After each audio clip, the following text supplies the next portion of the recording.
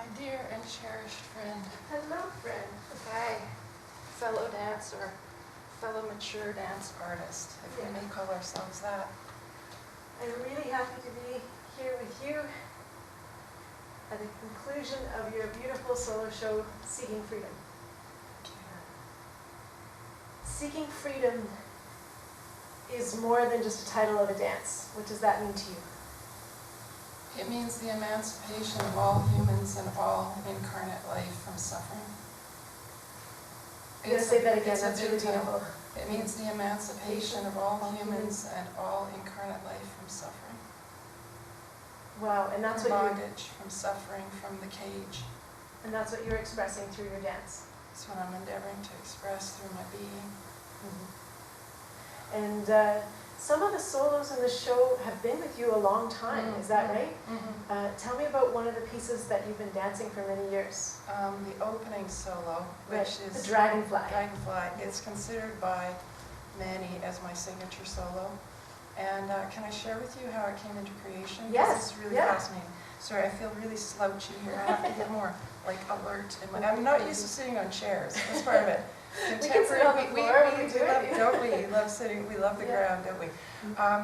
So it was really fascinating. I was in the second internationally touring dance company that I was in. You've also been in touring dance companies. And it was the first ever choreographic workshop. It was Judith Marquis Dance Company based in Vancouver. Right. And Judy held the first ever choreographic workshop, and she asked amongst the dancers in the company who would like to choreograph. And I just knew, yes, I was one of maybe 4. And everybody else was choosing dancers to create a pawn for ensemble works. And I knew I was to allow the muse to create on me. So back in the day, so this is like about 1987, and I used to go into what I call spontaneous meditation, which is really very deep states of trance, over which I had no control. I learned to surrender. So there I was alone in a studio, and I literally would not collapse, but I would find myself in fetal position on the left side in a trance state, and out of this trance state, which is kind of like being asleep, it's like beyond sleep, my body would rise and it would go into a position. And then down I was again into left side fetal position. And up I would come and there would be the next position. And literally the solo showed me itself that way. And then a voice said, you have the music. It's in your, which I knew that meant in my little album back in the days of vinyl collection. So I went home and I looked at my, 2 dozen vinyls, and I knew it was that one. I pulled it out. It was Pat Metheny, Oasis, from the album Watercolors. And the music is so perfectly aligned with the movement I was shown. That is Dragonfly. That was the first whole solo that birthed me. Beautiful. And in one of the solos, towards the end, in the storytelling that preceded the solo, you talked about your hands moving with the currents of energy around you. That to me speaks also about the muse moving through you. Would you agree? Totally. Yeah. Absolutely. Yeah. Some might call it spirit, some might call it whatever. What was that solo called? That solo is called Being. Being. I wondered. Yeah. Being. Yeah. Pure being. Being. And being, rather than doing, and being, many people have a very hard time being in stillness. Many people have a very hard time being in silence. And the only way for us to liberate ourselves is to go within and discover that it is safe to go within. And silence, some of us crave because it is so delicious. And when we go into silence, we actually go into expansiveness. It's absolutely unbounded. I found myself in a kind of state of meditation sometimes as I was watching the piece. What do you think when you want to share this piece with your audience? Is that okay? What do you think about them? Completely. Well, it's really fascinating because, as Nicole knows, I'm a highly trained Royal Olympic Ballet professional division, classically trained dancer to the hilt. And as we know, classical dancers do not improvise. Yeah? I So- love to improvise. I know you do, I know you do. I wondered, like, how could you actually sit still? Were you sitting still? A or lot. sitting? Yeah. Oh, but- you were practicing prim. Okay, Yeah. you were behaving. Well, no, so I to was speak, in no, that. I was enjoying the meditation state. I was Yeah. enjoying my own sense Yeah.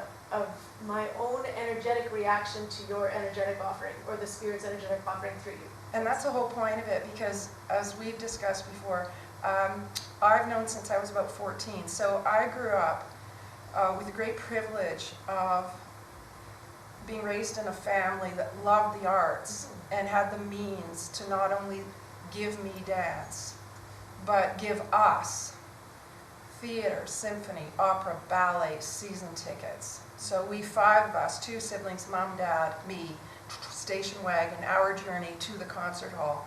And for the ballet, which was incredibly empowering for me, and it was back in the 70s, that dates me a little bit, when the Royal Winnipeg Ballet was doing what's called mixed repertoire, not full-length classics, and the choreographers that they were commissioning works from were the absolutely epitome of choreography on the planet at the time. And so there I would be in the theater, and 2 things would happen, Nicole. One was the performance would be over, and everybody would leave the theater, what we call the house, the theater, and I would stay. I couldn't move. And the curtain would rise, and the stagehands would bring a bar onto the stage. Some dancers would come onto the stage, and they would cool down, and I wasn't done. I wasn't finished. And eventually I was finished enough to get up, the only person still in the theater, like in the house. I would get up, I would go out to the foyer where my family knew, we never discussed this, and they all just knew to let me be in my silence. And they would be in conversation, and we'd make our long way, you know, the parkade, the car, the hour-long drive, and I was still processing, and it would take me about 2 days to process. And a couple of things about that. One is, I noticed that with the classical ballets, the big, you know, tour de force, like triple, like is skating, triple salchow, you know, like the ballet, doo, boo, boo, big leaps, it was like wow in the moment. But the next day there was no afterglow for me. It was done, it was over. But the really powerful, meaningful, evocative, contemporary ballets, they never left me. They got in me, they moved me. So there I was like maybe a 14-year-old, about the same time that I had a temporary about opera, you know, and then I came to my senses, because I just love the power of the human voice. And there I was sitting in the theater, and that's when I guess this 14-year-old, like, you know, everybody else is left, there I was. And that's when I knew. So I have a great good fortune also in my family of having a cottage off-grid that's been in the family for over 100 years. I was there when I was 6 months old, okay? So they're loons, and we get very connected to the loons, okay? We swim with them, etc. So anyway, so with the loon, it's an ancient, ancient creature. And with the loon, it carries its baby, 1 or 2, on its back because the baby is not able to swim, dive, fly.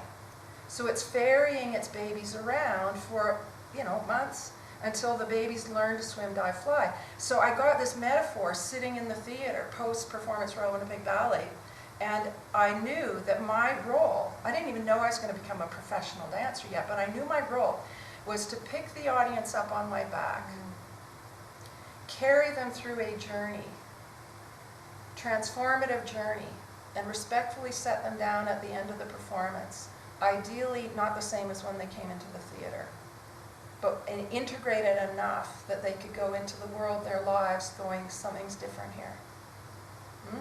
So now that we watch the performance, it's our turn to swim on our own and to carry the deep meaning or the beauty forward as we synthesize it in our own lives. Absolutely. Yeah, you brought back a whole bunch of memories of my early childhood. You're almost on the edge of experiences. tears, aren't you? Well, I'm thinking about, in my family, both my mother and father had a great love of the arts, but not often the means to make that happen.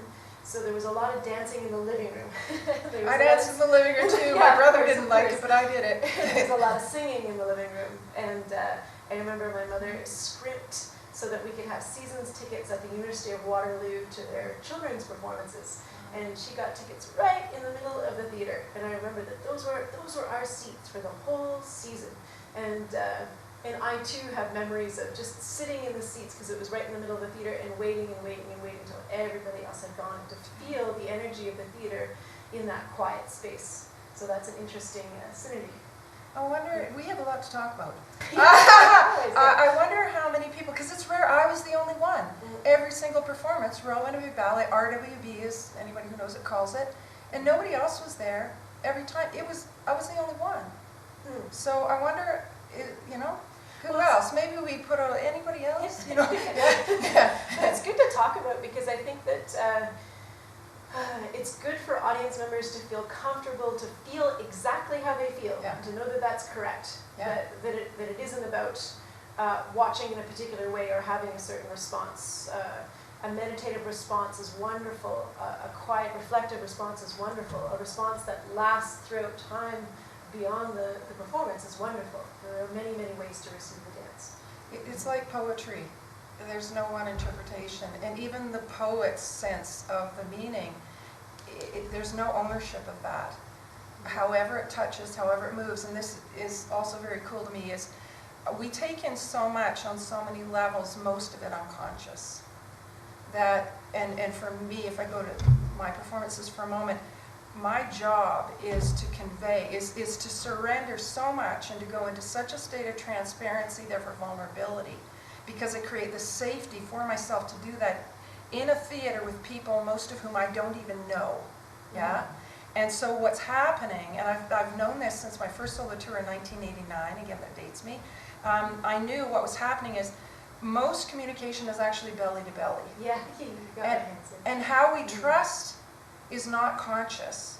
We trust because we discern a sense of safety, and that's based on respect.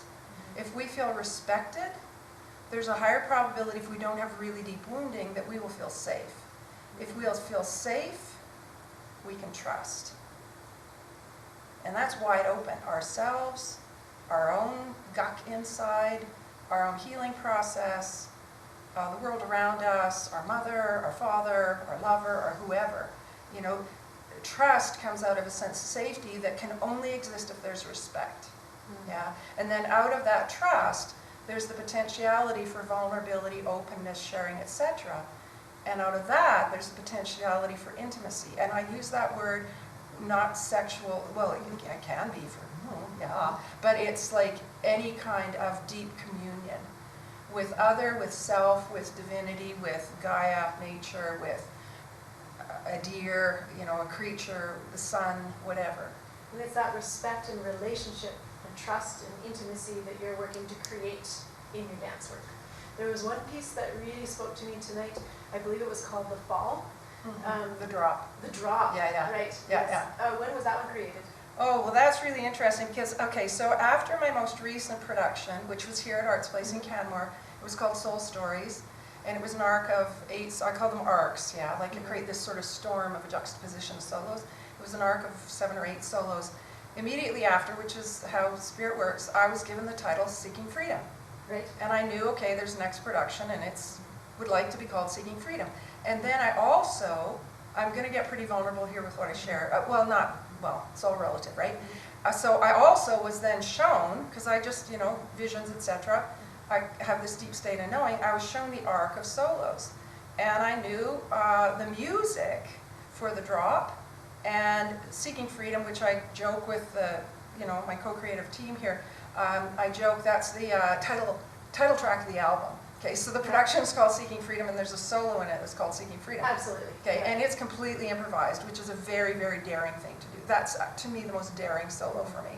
It's where I roll around. Yes. I never get up off the floor. Yeah. It's a lovely place to be. Yeah, okay, but it's completely improvised, which takes an incredible surrender of the mind. I have to go into a state of observation, but not thinking, not judging. We're talking like really profound meditation here, yeah? And it's so nourishing to be in that state, and then to explore, which I did sort of for the first time just now, with people watching, it's, and to not be influenced by that. Well, not be influenced by it, but not be distracted by it.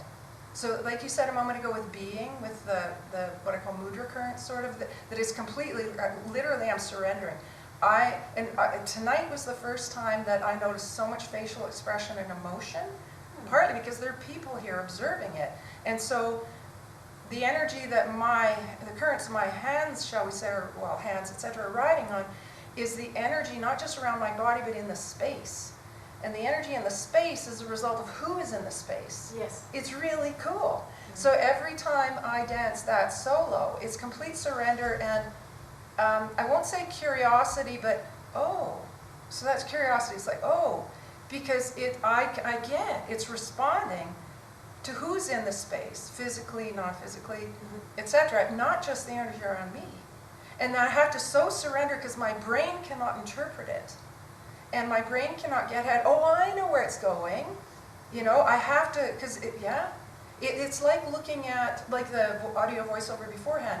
If we look at eagles flying on thermals in the sky, there's more or less a consistency to the thermals, sort of, but then, oh, off the eagle goes over there because it's on a thermal that carried it over there.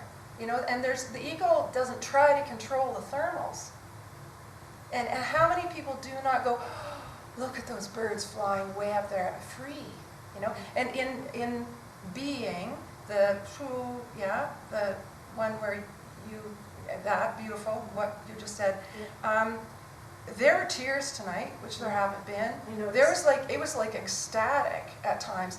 And part it was, at a certain point, I was aware it was going on, my arms, where it was like I was being shown freedom flight. And I, even to put that into words reduces it. That's a lovely scientific word. Reduces it.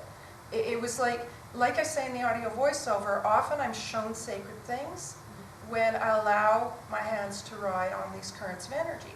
So all the facial expression tonight was me responding to what I realized I was being shown through the movements of my hands, etc., and arms on these currents. Like, there's so many symbols in it.